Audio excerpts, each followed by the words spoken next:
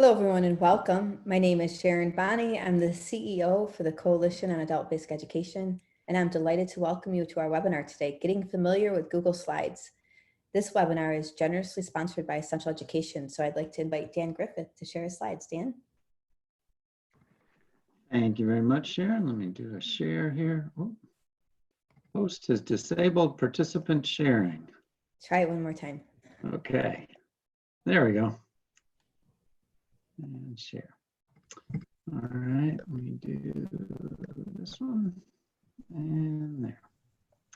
Thank you all very much. We sure love being able to have the opportunity to work with COABE on these webinars and have a chance to sponsor some really good content coming out to everybody now, and these have been terrific. The turnout and the topics are just really first rate.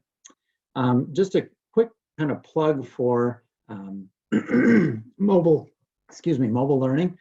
We've heard from a number of people the difficulties that they're having with some programs and students being able to use them on mobile devices. And I just wanted to let everybody know we've done a ton of work to make all of our content mobile ready. So any device, anywhere, phones, tablets, computers, had somebody on an Xbox, on an internet connected television learning on the program. So if you can get to the internet, our program is designed for that. And we've done an incredible amount of work on ADA compliance. So everything is aligned for students with hearing disabilities, visual disabilities, physical disabilities. It works with screen readers. We know that you have a lot of students out there who are trying to stay connected to their educational goals right now. And the ability to do it on a phone or a tablet is really important. Whether you're a student with disabilities or without, you want to keep learning and keep progressing at this time when you may have some extra time on your hands. To that end, I just want to play a quick clip from one of our lessons. You'll see Curtis here, who's going to talk to us a little bit, and this just shows how we've contextualized information for adult learners. So I'm just going to let him go for about 30 seconds. Right. Like, one of the kids in my neighborhood had cancer when he was about 10. That was pretty tough on his folks. They were visiting my mom one day and they got into an argument. His dad thought they had to go to a different doctor now that his treatment was over. His mom thought that it was ridiculous. She didn't want to change doctors. Well, they got out the pamphlets they were reading and started looking at it. They were looking for evidence. Who was right? Stop it there. As you see, there are transcripts available, closed captioning, audio, visual. Everything's all tagged so that the visuals are described. And all of the content is built for adult learners by people who teach in adult ed classrooms. So this contextualization is really important for helping your students connect. If you'd like any information, any demos or additional information, you can contact me, Dan, at essentialed.com, and we can connect with you there, or you can go to our website, essentialed.com/educators, and put in information. And finally, I'd just like to say a special thank you to all the veterans out there. We so appreciate your service, appreciate what you did for your country and for the Constitution, and just hope you and your family will be blessed over this weekend for your service. Thank you, Sharon. Thank you so much, Dan. And I just wanted to say a huge thank you to Essential Education. They've truly been such a friend to COABE and to the field of adult education. And as we think about, I'm going to show you a couple slides here. And interestingly, Essential Ed is a proud sponsor of our journal, which hopefully many of you have seen has now come out on Amazon. And that's a really big deal for the field. Hopefully you can see my slide there. This is now available on Amazon Kindle, and thank you to Essential Education for their sponsorship and helping us with this workforce edition, helping us to be able to publish it. There's a lot of great information in there. This is written by and for the field. There's research in there, there's best practices, there's reflection essays. So just wanted to mention that. And again, thank you to Essential Education for your sponsorship of that. You bet. Thank you. I also want to mention this webinar is generously sponsored by Essential Education, and you'll receive a certificate of participation, which will be emailed to you within 24 hours. As well, the slides and resources are available or will be available in the adult educator repository within 48 hours. So everybody that participates will receive a certificate, and you'll be able to access the slides and resources within 48 hours. Hopefully you all know that the COAB conference has now gone virtual. And this was a really tough decision. We put a lot of time and thought into it. The desire really is to be able to deliver the same wonderful programming through our 37 strand partners across the country. So we're expecting to have the same 450 plus sessions. This will begin June 29th and it'll run through July 9th. But just to give you a little bit of information, what that means is that we'll have specific strands per day. So maybe one day will be 2 strands that will take place, and the next day will be 3 strands. And the reason why we're doing this is that we don't want people to have to literally spend 11 days with us, if they can, if they want, but it also they'll know that there'll be targeted professional development on specific days. We'll have the exhibitor hall, we'll have a lot of gamification, we'll have chat lounge, a lot of really exciting things going on, conference bags, virtual conference bags. We'll have breaks and networking sessions. So we hope you can join us. But I think the big kicker, just to mention, is if you're already registered, or if you do register, you can plan to bring a guest free of charge. So it really comes down to almost like a 2-for-1. Also, we have a COVID survey going on right now. We have almost 1,000 people who've taken the survey. We'd like to get to 1,000, and then we're going to tabulate the information. So if you've not had a chance to do so, please check out the link here and go and take the survey. And now I'd like to introduce you to the star of today's webinar, Miss Lee Downing. Lee Downing is the adult education curriculum designer at Delgado Community College in New Orleans, Louisiana.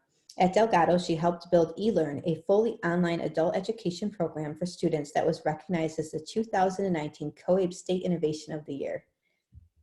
Lee is also a project manager for ISTE's SkillRise, Adult Learning and Workforce Development Initiative.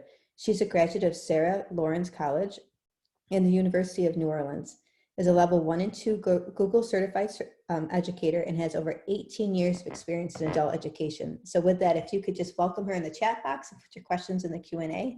I now turn it over to Lee, I'm sorry. I'm gonna stop sharing my screen, Lee. Hi, everyone. Welcome. I'm gonna jump on the screen share here. Looks great. All right. Lee. Thank you. Great. Okay. First, this webinar can work kind of like a workshop. You can also just watch, and I will demonstrate things also. But if you want to do it kind of workshop style, check out this link down here, bit.ly/COAB Google Slides. That will prompt an auto copy of this presentation, and you can do the activities with us as we go along. Throw your questions in the Q&A, and I'll be checking in after each section to see what kinds of questions we have. Okay? All right. So our purpose here is to get you set up with some tools and techniques at a basic to intermediate level in Google Slides. And after the workshop, if you have additional questions, if you'd like further help practicing these skills as an individual or with your team, reach out to me. I can offer some additional support in the future. So you have here at the bottom, Lee Downing, that's me, and my email addresses. Either of those ones will work. And for those just joining us, you can jump to this link and it will auto copy this presentation so you can follow along. Okay, we're going to be covering how to get set up with a new presentation, the basics, and we're going to start really basic. So if you are feeling as we're warming up, you're like, I know this stuff, just wait a little bit because we're going to get to some more intermediate stuff as we move forward. Adding and manipulating elements, sharing and collaborating, and then I'll toss some resources your way at the end so you can continue to broaden your Google Slides skills. And also there's some really great resources for templates back there. So we can go over those a little bit at the end. Also, this is kind of a table of contents for the whole presentation. If after the webinar you are checking out this presentation, you're like, man, I really just want to come back, and look at adding and manipulating elements again, I want to look at adding shapes, you can click there and it'll jump you right to that section. Okay, getting set up. Okay, this is going to be a little bit of an awkward view for just a minute, just for this section. Okay, so we're going to start, like I said, super basic. And we're going to go here. Okay, so you want to go to drive.google.com. We're going to be starting with just creating a new presentation, just super basic, and sign into your Google account and navigate to the folder where you would like to create the presentation. That's just a little helpful tip. It cuts out a few steps to do this at the beginning rather than to move the presentation after you're done. And then you click on New and go on down to Google Slides, over to the little caret, and you have two choices. You can go blank presentation, which will give you a totally blank presentation, or from a template. So we'll look at from a template first.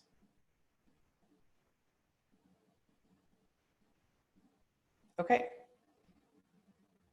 So you can use a template that is automatically provided within Slides. If you have an enterprise account through your organization, you might have templates that they have already set up for you, in which case you'll have multiple tabs up here. So I work at the adult education program at Delgado. Our templates are in this tab, but the general tab will have the Google offered tabs. So you can just choose any of these. Let's say I would like to do a student certificate and I want to use that template. You just click there and it'll pop up. Your window will not be in this odd size, so it won't look like that. And you'll have it right in the folder that you created it in. You also can find a template online at one of the many websites that are listed in the resources section. So that's at the end of the presentation, and we will get to that at the end. Okay. We're going to jump back to our regular size here. Okay, changing slide dimensions. So our standard aspect ratio for a TV nowadays is 16 to 9, which is the standard widescreen, right? That's what, if you're looking at a computer screen, a laptop screen, that's most likely what you're dealing with. And so most presentations that you're going to be working with, you want to keep it at that. But if you're using Google Slides for something else, like you want to make a guide to something, or you're building a training or something like that, you might want it to feel a little bit more like a book or something else that has different standard dimensions. So you can change the dimensions of a Google Slides presentation by going to File and then down to Page Setup. And then you have some preset options. You have the widescreen options here, and this is your standard. And then you have standard 4:3, which would be your kind of old school television monitor aspect ratio. You also have custom, okay? So throughout the presentation, we're gonna have try it tasks, and I will do each of these twice, and you're welcome to do them along with us. So the task for this one is to change your copy of this presentation to 5 inches by 10 inches. So we'll go to File, down to Page Setup, come over here, and we need that custom because 5 inches by 10 inches is not one of the preset options.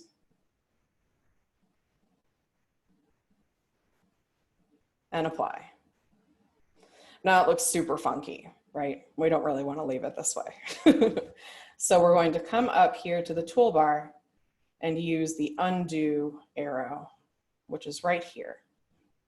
Also, just as you're using this, and this applies to really any Google app, if you hover over something on the toolbar, it's going to tell you what it is. So if you get a little lost or you're confused about what something is, you can always just hover over it and it'll tell you what it is.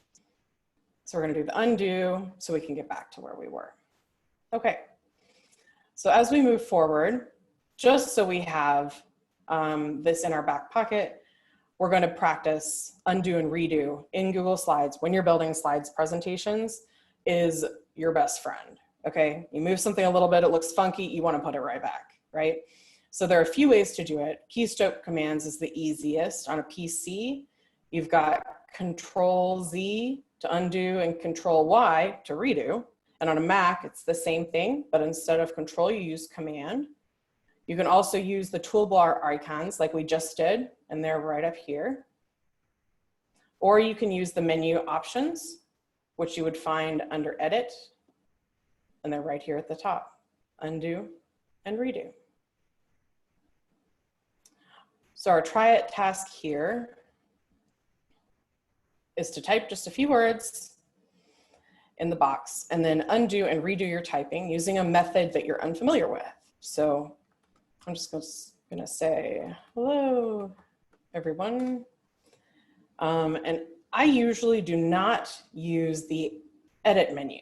So we're gonna do that, undo, undo, undo, and then we're gonna redo it. Okay, redo, redo, redo. All right. Again, that one up here was the edit menu, your undo and redo. Another way you could do it is using the keystroke, or you can use the toolbar, undo, undo, redo, redo. All right. Okay. Okay, let's see. Let's look at some questions because we're about to move on to the next section. Okay. There are a few questions here about getting the bit.ly link. It's right here at the bottom in case you missed it. Okay, I'm gonna copy that and let's see.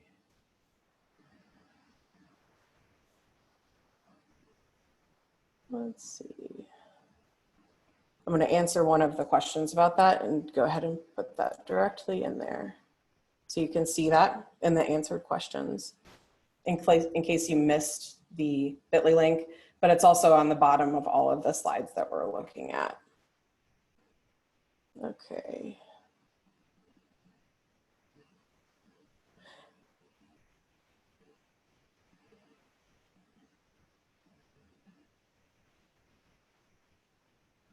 Okay.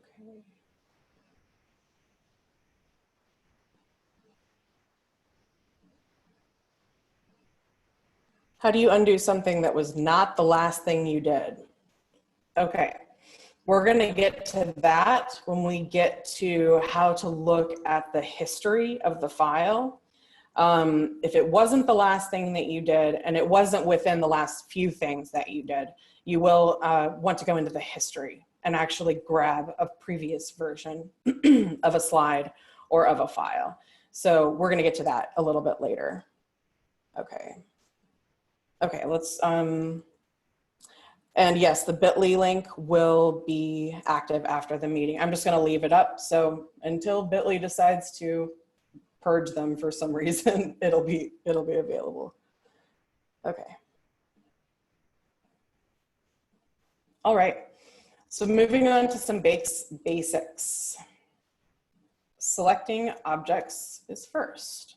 So I know that this seems really obvious, and in some ways it kind of is, but there are some little particulars to Google Slides and honestly to Docs and some of the other applications also, that if you just know it, it'll save you some headaches, okay? So if you have an element that's a shape, image, video, anything like that, you just click it, okay? That's it, you're selected, now you can drag it anywhere. For text boxes, it's a little bit different because if I click on a text box, which this is text here, so I'm just gonna click on it, it's going to bring up a cursor that's blinking because it thinks I wanna type in it, But let's say I don't want to type. Let's say I want to move it around.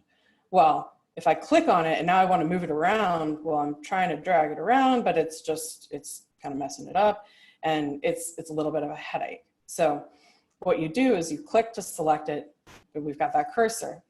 Now, to actually select the box and not be working with the text within it, you're looking for this 4-way arrow to pop up, and you will find it on the boundary, okay? If you click again, the blinking cursor goes away. Now, when you've got that 4-way arrow up, you can click it and drag it, okay? And it's not gonna mess with the text inside. We're gonna undo that. Okay. Okay. So there are two main ways to move things around. One is just using your mouse, like we said, click and drag. And the other one is using your arrow keys. So this is useful if you're wanting to move something in a straight line, either vertically or horizontally, or you just want to make really small movements. So right now, we're just going to move our diamonds up a little bit, or down, left, right. Pretty basic. But you find that that the arrow keys do come in handy sometimes when you just want to move it a tiny bit and you just can't get your mouse to do exactly what you want it to do, which, you know, happens sometimes. Okay. Cutting, copying, and pasting. So this is something that we do with text all the time. It works with elements in Google Slides also. But the easiest is keystroke commands with Control-C for copy, Control-X for cut, Control-V for paste. And on a Mac, it's the same, but with command. The other thing you can do is right button on your mouse, select the text or element, and then copy, cut, or paste in the dropdown. Okay, there we have those right there. Resizing. Okay, if you click on an element, you will see this boundary box that pops up here. And it has these resizing squares. The midline squares will pull the element in any of these directions, but will not preserve the proportions of the object, right? If you pull from any of the corners, it will enlarge the object, but also preserve the proportions. So one thing that is just a surefire way to make something look bad is you're like, I want to make this bigger. Okay, well, I'm going to pull it a little bit that way. I'm going to put it a little bit this way, and there we go. Now it's bigger, but it doesn't look like what it's supposed to look like anymore. If you pull from your corner square, you get the same proportions, but it's just bigger. Rotating. So if you have, let's say we have our diamonds here and we've selected it, we want to turn it upside down. We're like, we like these diamonds, but we want them upside down. So you click once on the element. We've got another little piece here that comes up when we see our boundary box, and it's this little circle, okay? If you click and hold the circle, you will see a little 0.0 degrees pop up. That means that right now we have rotated it 0.0 degrees. If you move your cursor in a circle, you will start to rotate the object, and you can see the degrees that it has rotated, okay? Now the thing is that let's say you want to I want to do 90 degrees, and it's, but it's, okay, it's like 85 or it's 96, It's a little hard to get it exactly where I want it. This is a little trick. If you hold your shift while you are rotating, it will only rotate in 15-degree increments, okay? That makes it easy to just jump to a 90 or jump to a 180, which is oftentimes what we really want to do anyway. We're not usually rotating to like 17 degrees off or something like that. Okay, our try it task. So we're on slide 15 now. We're going to jump back to slide 15, but for just a moment, we're going to go to slide 46 to our presentation toolbox and copy and paste the image of the guilty dog that's there. Then we're going to enlarge the photo while preserving its original proportions and then turn it upside down. So first we'll go to our presentation toolbox. We've got our guilty dog. Okay, let's do our right-click copy for this one. Copy. Now we're going to scroll through the thumbnails to get back to slide 15 where we were. Right there. Now we're going to right-click, paste. We've got our little dog.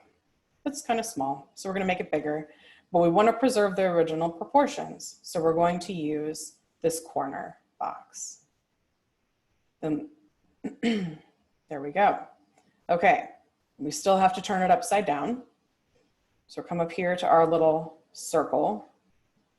Click on it. We've got our 0.0. We want to get right to 180 degrees. So I'm going to hold the shift so we can easily jump those 15-degree increments, rotate it around. This can take a little bit of, especially if you're using a trackpad like I am, can get a little funky.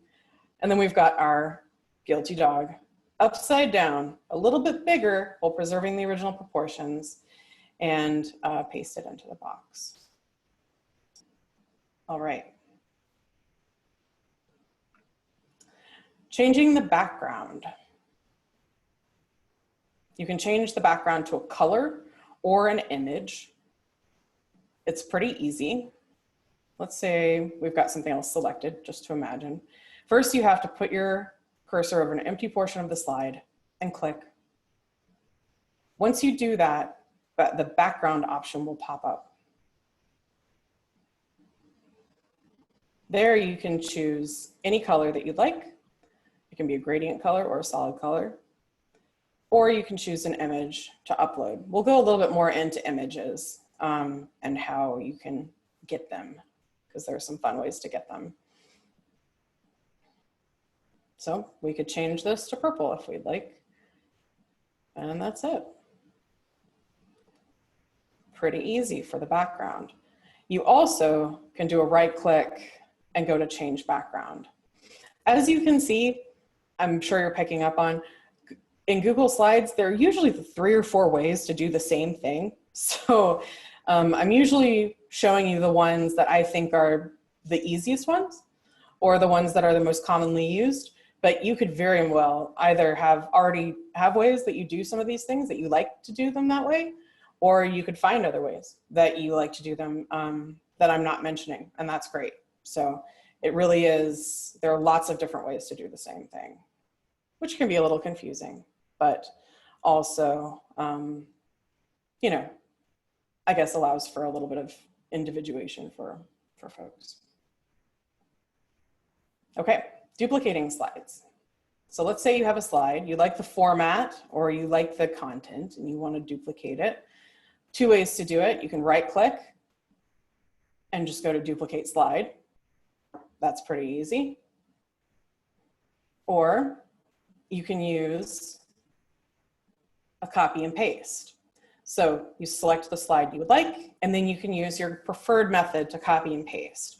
If you're using the keystrokes, you can do this really quickly. So you can just do copy and then paste, paste, paste, paste, paste, paste, paste. And you've got a whole bunch of new slides, right? There we go. I think that's the easiest way, but either way works. Okay, moving slides. You select the slide and drag it to where you'd like it. You'll see the little orange line. We'll show you where it's going to go, so it's not a mystery. There you go. Little tip, if you need to move the slide to the very beginning or very end of the presentation, you end up, and you don't, let's say you have like 100 slide presentation. It happens. You don't necessarily want to drag that the whole way. You can right click on the slide and you have an option here, move slide to beginning or move slide to end. And you can make use of that and it'll automatically jump it to the end. So our try it here is to duplicate this slide and then move it to the end of the presentation. So we've selected the slide. We're going to do the right click way to do this, to duplicate. So we're going to right click, come up to duplicate slide. Now we've got two. And remember our trick here, we can either drag it all the way to the end of the presentation, or we can right click again and move slide to end. Okay. We're going to be coming back to slide 21, but we can just go and check and see. And here, there's our slide at the end.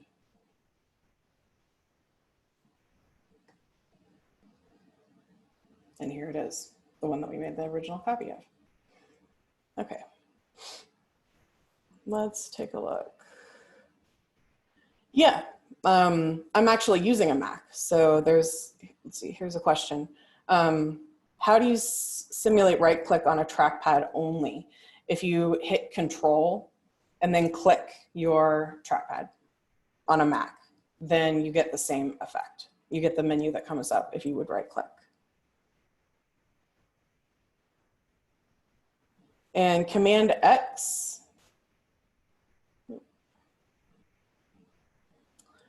we've got a question here. What is Command X for? That's for cut.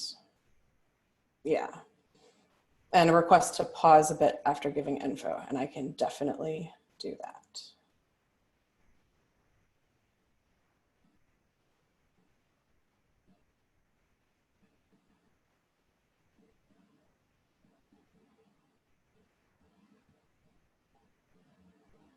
Okay.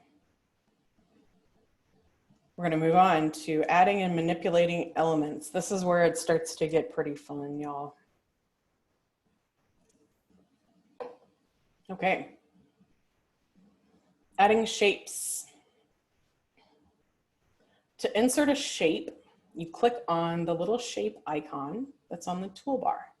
You also can go to Insert and down to Shape, because, like I said, there are many ways to do every single thing in Google Slides.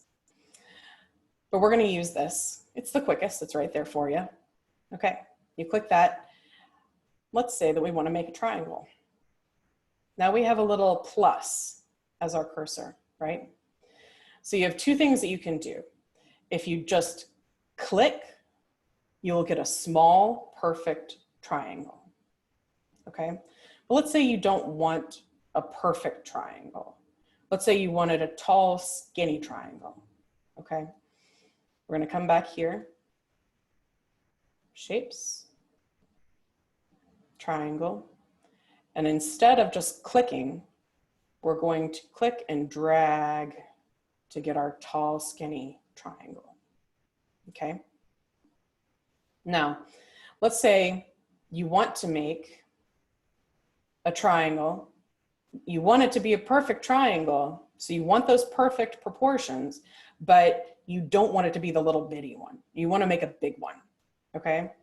That shift key, which if you're picking up a theme here, shift makes things perfect, neat, jump to ideal, or, you know, easy, commonly used, degree manipulations or proportions, those kinds of things. So shift is sometimes, if you're getting the kind of theme, shift will help you, you know, make perfect shapes and jump to common proportion, common degree manipulations, those kinds of things. So we've got another shift tip here. And that's if you want to make, let's say, a perfect triangle, but you want to be able to make it big. You want to click and drag to make a perfect triangle. You've got your little plus ready to go. You're going to hold down your shift and then click and drag, and you'll get your perfect triangle. Okay, that works with every other shape too. So if I wanted to make, I've got my little square. If I just click and drag, it's going to make a rectangle. I'm probably not going to get a perfect square. Oops. But if I want a perfect square, hold down that shift before I click and drag, and then click and drag, and you'll get your perfect square. Now it's behind a thing. Okay.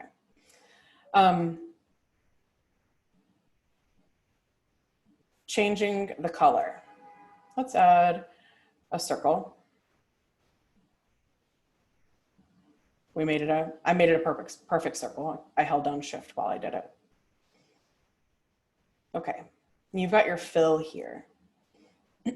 Whenever you see this little paint box fill, that means that whatever you've clicked on, you can fill with a color, okay? So in this case, it's a shape.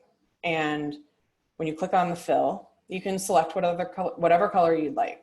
So we can make it purple. Now we've got a purple circle. All right.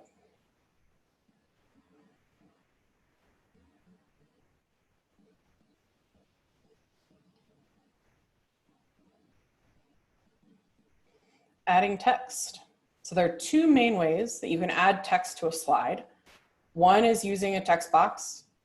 The other is adding text directly to a shape, okay? If you want to use a text box, this is our text box icon up here. You have a little box with a T in it. I'm going to click on that.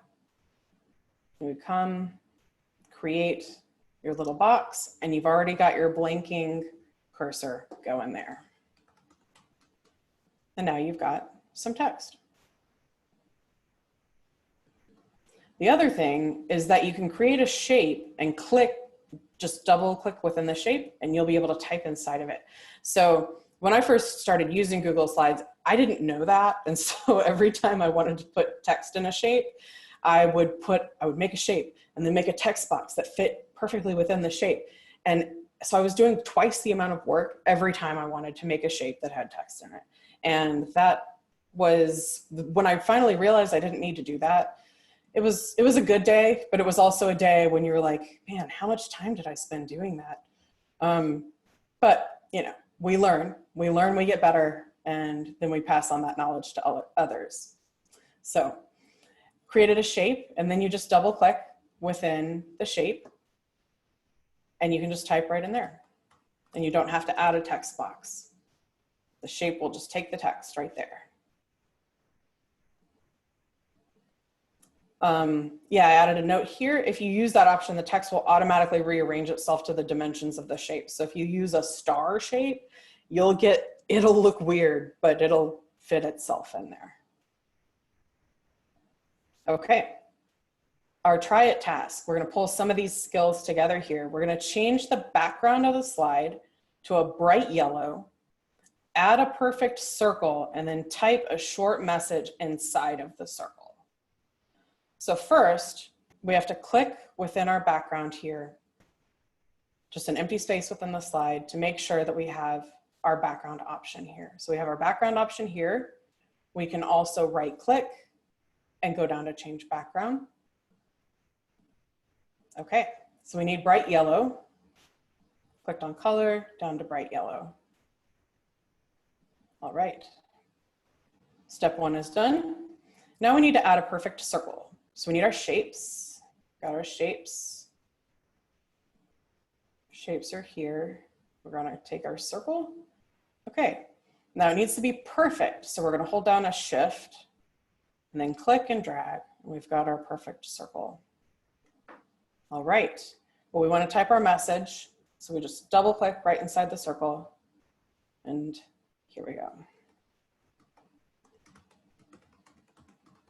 Perfect circles are cool. All right.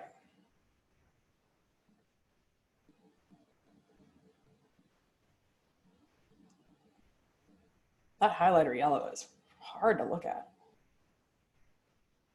Okay, using Google Explorer. I'm really excited for those of you who don't know about this. Maybe all of you know about it, but when I learned about it, I was like, this is amazing. And again, I wish I would have known about it sooner. So we've got this little icon here down at the bottom. This is the Google Explorer icon, okay? When you click on that, a sidebar pops up and you've got it here. It says Explorer and you've got a search input field here.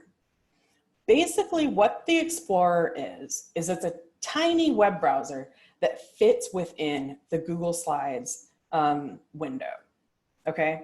What it means is you're sitting here and you're like, okay, I need some information on, you know, whatever the thing is. Or I would like an image of a tree to put on this slide. Normally you'd have to go and open another window, do a Google image search and do the whole thing, right? Here, you've got this little explorer. Let's say I want information on trees. You just search for information on trees and you've got all of these results that come up right here on the side. Now, if I click on a link, it will take me to another window that opens up automatically. And I've got this tree information, okay? Now, you have web, images, and drive. So if I click on the images, it will give me all of these images of trees. If I click on one, I'm like, oh, that's a good tree image. I like it, okay, like that tree image. You can click on insert and it will drop it directly into the slide that you're on, okay? I'm telling you, I still get excited thinking about this. You can also search your own Google Drive and find, you know, if there's something that you're looking for there, and then you can port that directly into. So cuts out a lot of steps of like jumping around and pulling stuff from other places by having it right there. Okay, so our try it task here.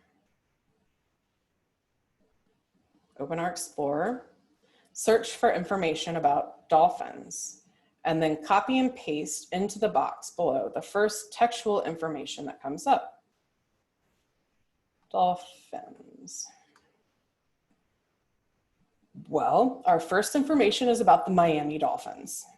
So that's what we're going to go with. And we're just going to copy this text here. We come back to our text box here, double click. I'm going to do Command V because I'm on a Mac and we've got our text right there. Yeah.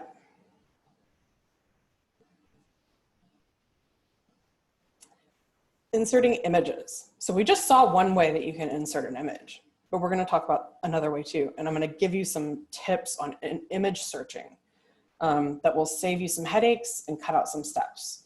So one way that you can do it, and this is actually, so when you search the Explorer, it does an image search, but it's a slightly more limited image search. You get a broader one if you do it this way, which who knows why Google does it that way, but they do. You go to insert up here, image. Now you have some choices. You can select to upload from your computer, to search the web, to upload from your drive, photos. If you have the URL for the image, you can use that. Or if you have a camera plugged into your computer, you could use that. So I'm going to search the web, okay? And we're going to look for a picture of a baseball. Okay, got all these pictures of baseballs. We're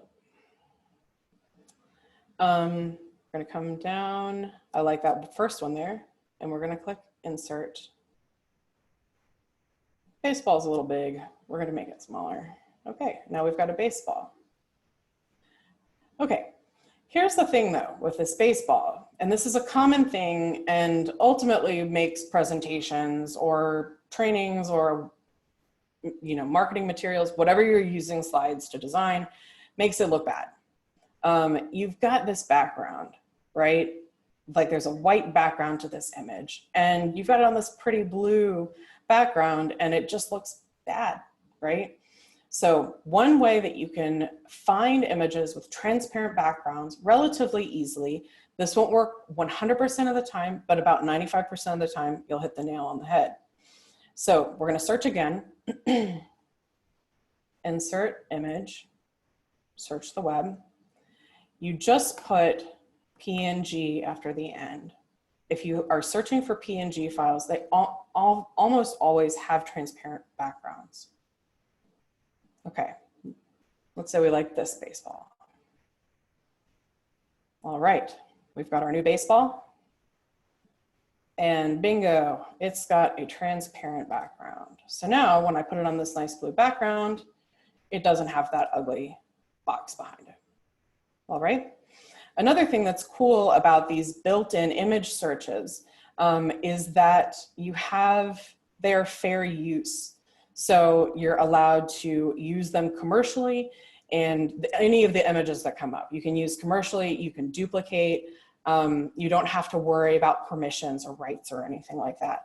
And that's a huge deal if you're creating anything that you hope to make money off of. So you don't have to worry about copyright, anything like that. If you do a Google image search through the regular Google search bar, you would have to change a lot of preferences in the advanced search to make sure that you're only coming up with stuff that you can use. You know, in education, fair use extends, it could be a whole like 5-hour thing on its own, but fair use extends like pretty far. But if you're doing any, you know, just to be safe, if you pull images from within these built-in search features within slides, you're in the safe zone, okay? Okay, cropping images. Okay, let's add,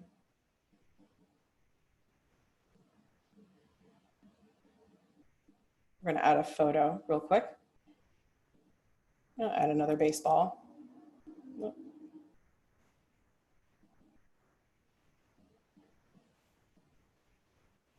Ooh, big baseball. Okay, we'll put you over here. Okay. If we wanted to crop this baseball, let's say, I don't know why anyone wanted to do this, but let's say you wanted to make your baseball square. If you double click on the baseball, you will have this black boundary line that comes up, and you have these lines as opposed to the little blue squares that we had. Now, if you use these to pull in or push out the black boundary lines, that will crop this image, okay? Now you can see it's hazy. That means we're not gonna be able to see that part of the image anymore, okay?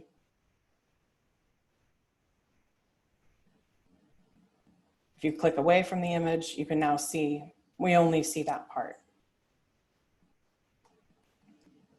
Okay. Pretty easy. Though sometimes you can accidentally click on, you know, the resizing boxes. It can be a little tricky, but if you're just careful and make sure you're clicking on the bars, it works pretty well. Masking images. So this is the crop image. If you can bring up those bars by double clicking on the image, or you can just select the image, and then if you click crop image, that will also bring them up. So another way to do the same thing. But next to that crop icon, you have a little drop-down caret. If you click on that, you have all of these shapes, the regular shapes that we have available in the shapes section, but when it's attached to the crop, it's for masking the images. So that's to put a shape overlaid over the image, okay? Let's say that we like this baseball, but we wanna put a star over it. We want it to be shaped like a star. Let's see, where's our star? Oh, here's a star. Okay, now you have a baseball shaped like a star. I'm not sure why anyone wouldn't do that, but you can do it. Okay.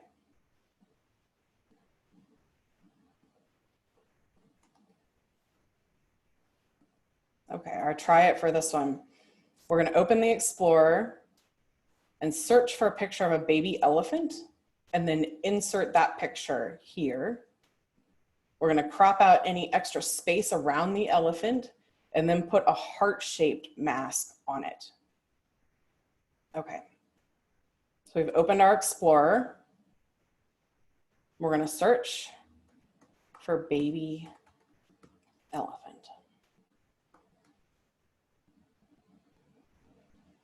We wanna click over to the Images tab. And this guy's pretty cute.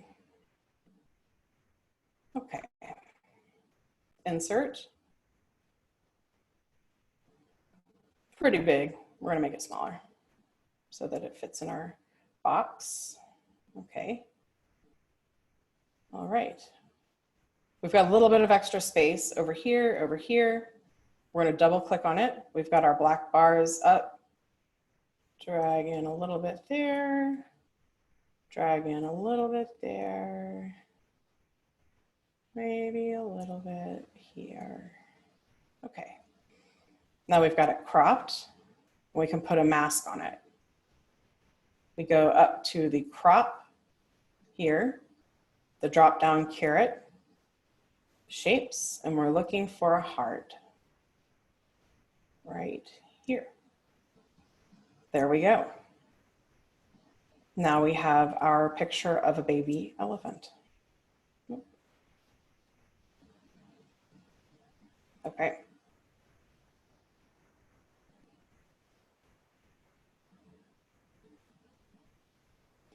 Okay, inserting a video works just like inserting an image, okay?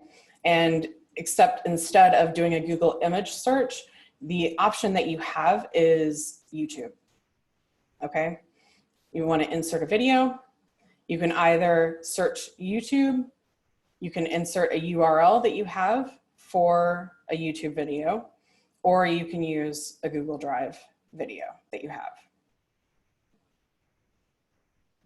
Okay.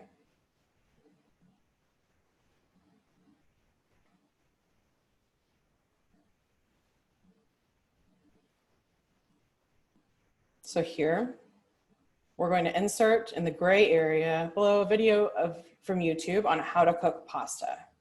So we'll insert our video, how to cook pasta. Here. We're gonna make it a little smaller. You can see on the right-hand side there, we have some features that pop up too. You can start the video at a certain point, end it at a certain point. You can have it autoplay when presenting. You can mute the audio, lots of different options there. But it's easy to just drop it in, works just like a photo. Okay, creating a linked element. So you wanna select the element or text that you'd like to turn into a link. And you can make it into a link via two methods. One is using keystroke commands, Control or Command K, or you can select the little link icon from the toolbar. So let's say we want to turn our diamonds into a link. We can either do that in a keystroke, Control or Command K, or we can select it and then click on the link there. Let's say we want it to go to Google. All right, now when we click on that, it'll take us to Google. Okay, this is gonna pull together a bunch of skills that we've covered, all right? We're gonna insert in the box below an image of an apple and link the image to a website that details the health benefits of apples. And the challenge here is to do it without leaving Google Slides, okay? So we have to get our apple first. We're gonna go to Insert, Image, and we're gonna search the web for an apple. We're gonna put that PNG on there so we get that transparent background. We've got our apple, that's a pretty apple. Insert it and make it smaller. Okay. All right. Now let's find a website that details the health benefits of apples. We're going to use our Explorer down here. And we're search health benefits of apples. Okay, 10 impressive health benefits of apples. Sounds like it might serve our purposes. I'm going to right click, copy the link address, and then click on the apple. Click on the link, and then paste the link that we've copied into there and apply. Now, if you click on the apple, it will take you to this website, 10 impressive health benefits of apples. Okay. Okay, we're getting to the end. There's one more section, but I'm going to leave that to you guys to work through on the document yourself, because I want to cover some questions and I want to go over the resources section really quick. So the sharing and collaborating section, adding, directing, and viewing comments, sharing slides, working collaboratively, reverting to an earlier version of the presentation. There are directions that'll walk you through all of that. Okay, so let's see. Here we go.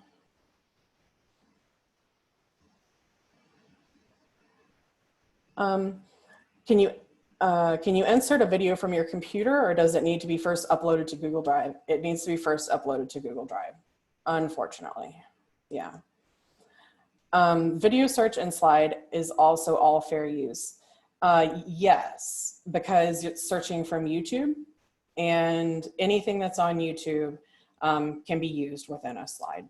It's fine, because anything that's like copyrighted is not, well, you can't use it. You couldn't say that that video was yours. You're supposed to, again, this gets into like copyright usage stuff. So it kind of depends on what you're using it for. If you're taking the presentation you're making and using it to make money and you're saying the video is yours, you're getting into tricky territory.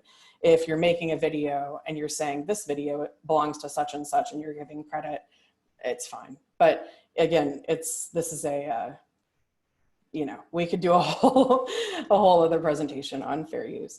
Generally, if you pull something from YouTube, it's fine. Okay. Will we be able to view this exact presentation again and again? Yes, this will be posted on YouTube.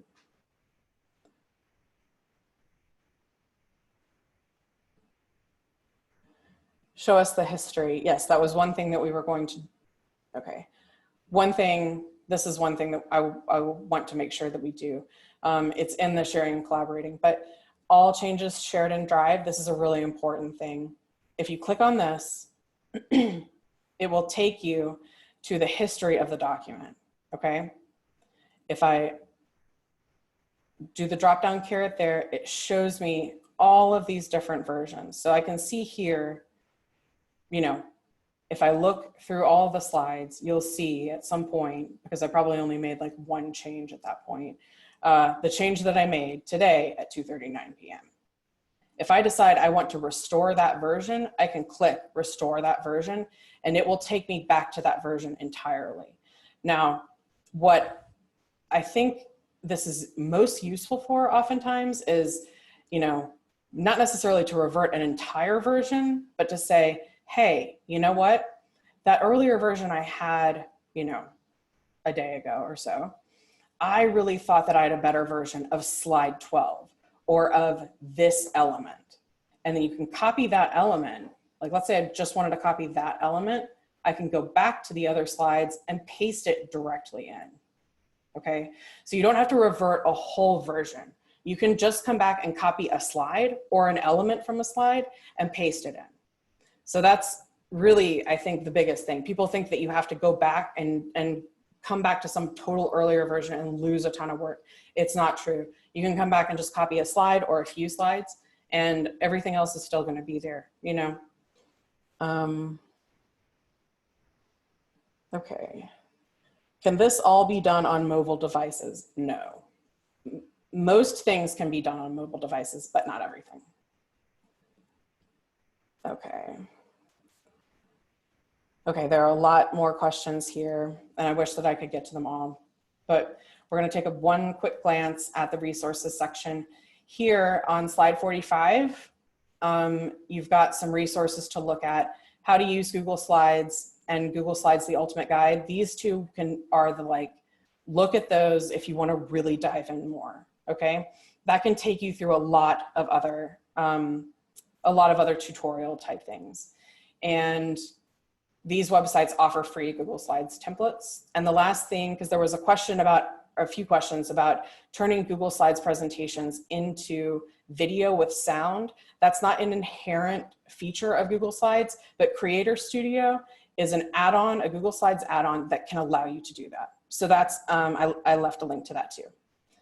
So much more. Thank you for having me. I hope that this was helpful. Lee, you did a great job, and I just want to thank you so much for being with us here today and for sharing your expertise and your knowledge with us. I can see just by all of the wonderful comments in the chat box that our attendees really appreciated it as well. In fact, they're asking for a part 2, so I'll be in touch with you on that. But in the meantime, if I could just have everybody who's on just take a minute to complete the poll, that would be great. I also just want to again mention that these webinars have sort of provided the impetus for us to want to go to a virtual setting. All of our webinars have had over 1,000 people register. In fact, we're now up to 1,043, I just checked, of people who registered. So that's why we wanted to take our conference virtual. And there's more information at www.coabe.org, but we do hope that you all will join us. I'm now going to end the poll, and I'm going to just thank you all. And again, thank Lee for taking the time to be with us today. And we hope to see you all at COABE 2020. Bye, everybody. Thank you. Bye. Thank you.